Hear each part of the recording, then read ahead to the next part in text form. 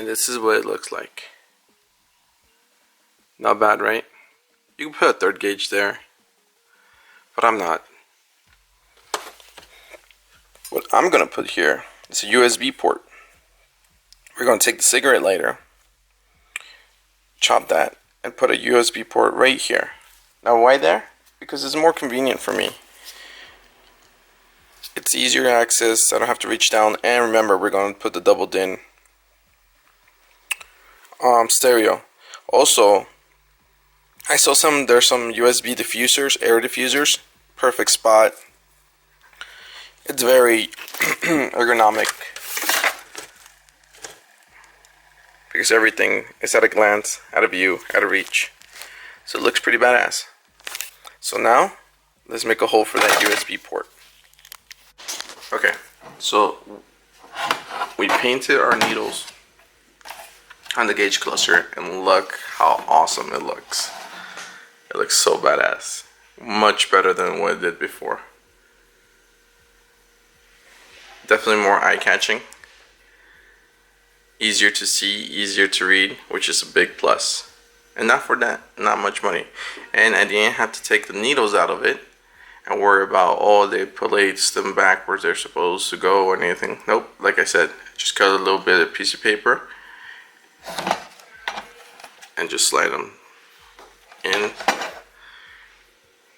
And the reason you see that way is because I just put I cleaned it with an alcohol wipe. But now to the light.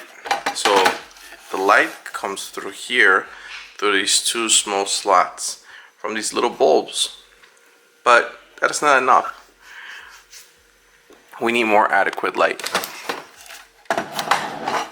Luckily, we stopped by our local Walmart and picked up these accent lights, which seem to be perfect size. They're slim and they're metal. They look to be really high quality, not bad for 12 bucks from a brand called Alpina. Is that? Yeah, Alpina. So what we're gonna do, we're gonna grab these lights and we're gonna place them right here.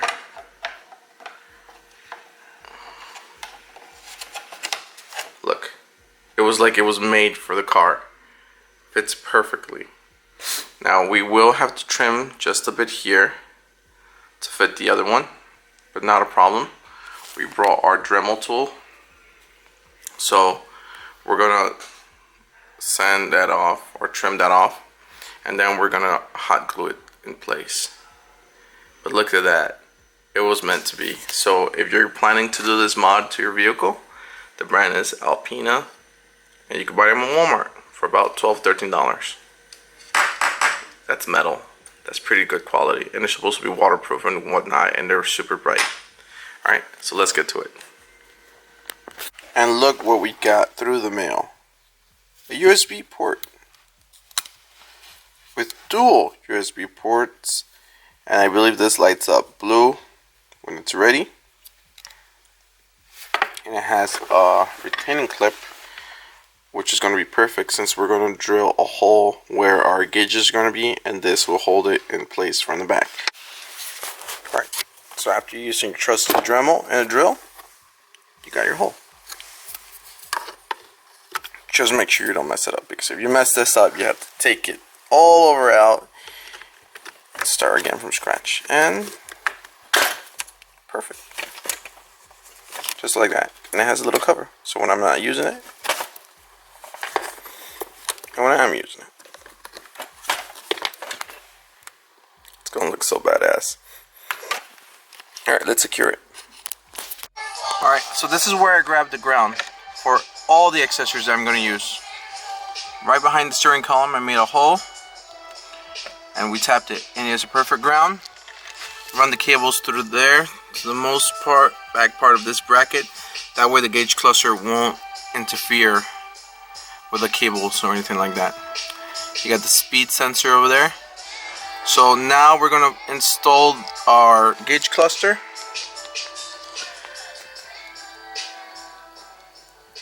And put everything back. And then we're gonna take this part so we can get the power from the cigarette lighter all over to our USB ports.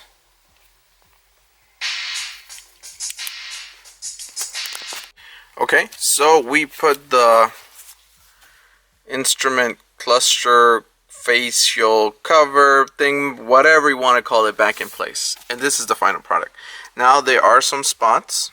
Let me turn on the light. They're empty. Now they're empty on purpose because what I am going to do, we're going to put a fog light switch to run fog lights. We're going to install some fog lights on this Volkswagen, even though they didn't come with it, not on this model anyways.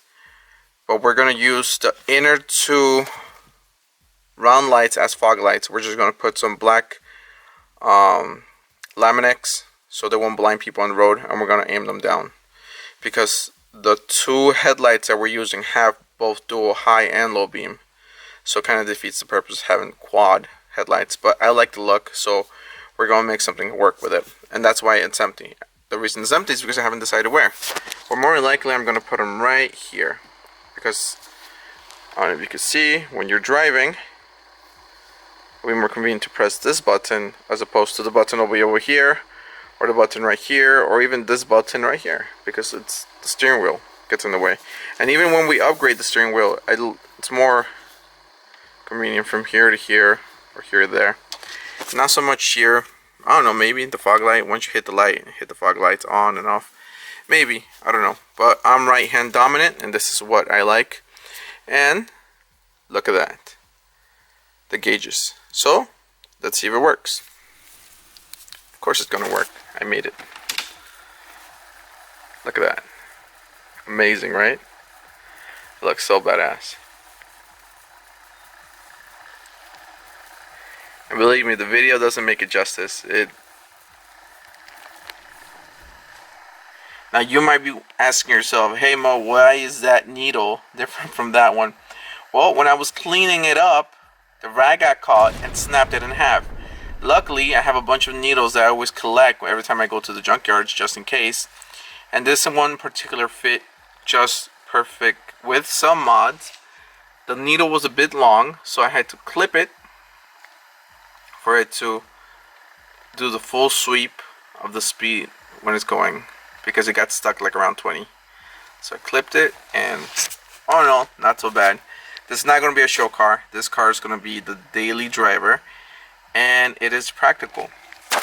So you want to see the gauge in action? We can make that happen too. But first, we need the keys. Now, we did leave the sensor wire. We ran one long. That way when we do the splice and the coolant hose, it'll be easy to access. But in the meantime, this is what it looks like when you hit the key to almost start.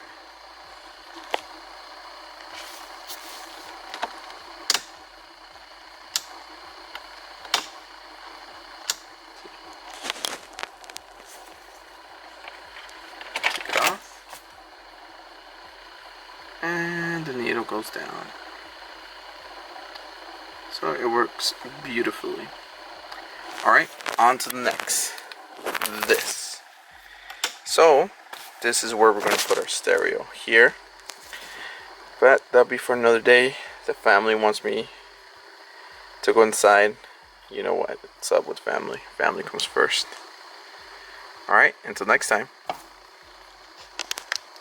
Wait, one more thing. The USB thing. So I found out on this Volkswagen, the cigarette lighter always has power going to it. I did not like that.